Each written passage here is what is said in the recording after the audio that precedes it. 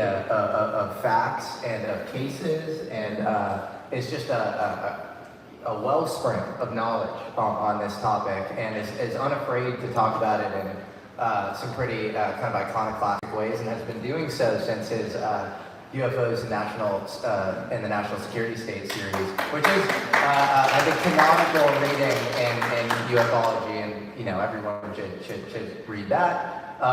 He's written a bunch of other great books. He's written a book about disclosure in the Trump era, actually, which I want to kind of get an update on. And then, because I was around the first admin. And then, most recently, he's written the comprehensive chronology on USOs, submersible objects.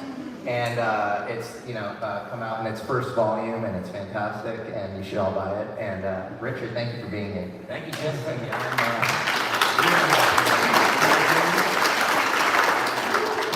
I didn't know there would be all these people here. I thought we were just going to sit down. This is great.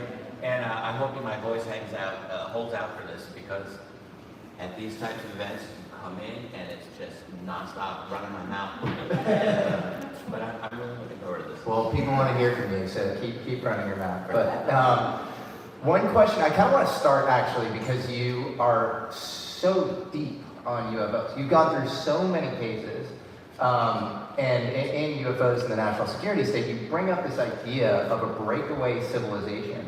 And you have Catherine Austin Fitts, this former housing and urban development employee, who then went on to be a consultant, who's uncovered trillions of dollars worth of fraud. Discrepancies in accounting, yeah. Discrepancies in accounting. Yeah, there you go. It's a nice euphemism.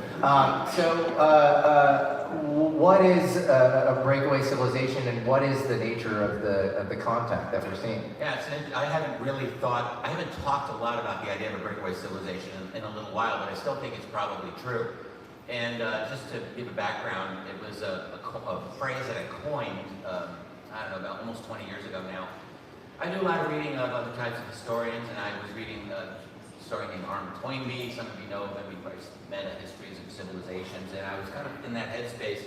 And I thought, what is it that actually makes a civilization distinctive and unique? And I thought, well, there's a lot of things. There's like your social structure and your economy and your ideology, your cosmology. And I thought, if you really think about the classified world, especially like assuming like the Roswell event or other crash retrievals happen, you have this very, very deep classified structure that keeps the technology and the science classified away from you and away from me, so that we can't really look at it. And I thought, well, what did they do with those breakthroughs in their technology? Well, they're going to learn new things, and they're going to collect privately, maybe patent them, and keep them away from the rest of us, and they're just in danger of running more and more away from us. Will they have functional flying saucers one day? Can they go off-world? Can they encounter other beings and all of this? And I thought, well, they're really actually kind of like a separate civilization when it's broken away from our own. And it was a totally theoretical idea. It still is, I guess, but I think there's evidence for it in a lot of different ways. And so that's what I was talking about. And I think it's kind of a breakaway group that has its own legal protections and all of that. So I've known Catherine Austin Fitts for many years.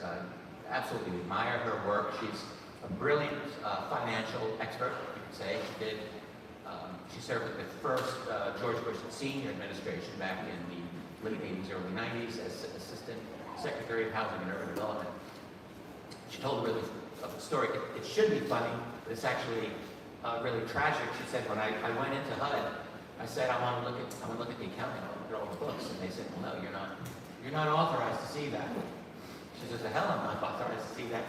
So she finally got her way, and she said, what happened when they brought in the financial records? She said, the old library carts with all the books on them.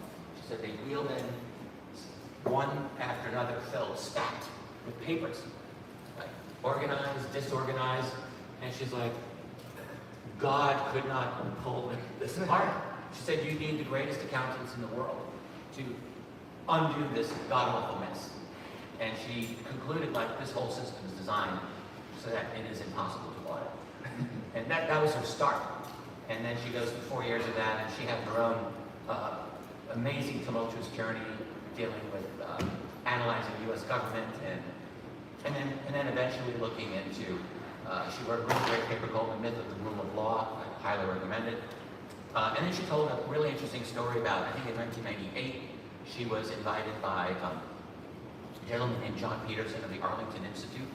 John Peterson was on many, many short lists with DoD Secretary of Defense position for years.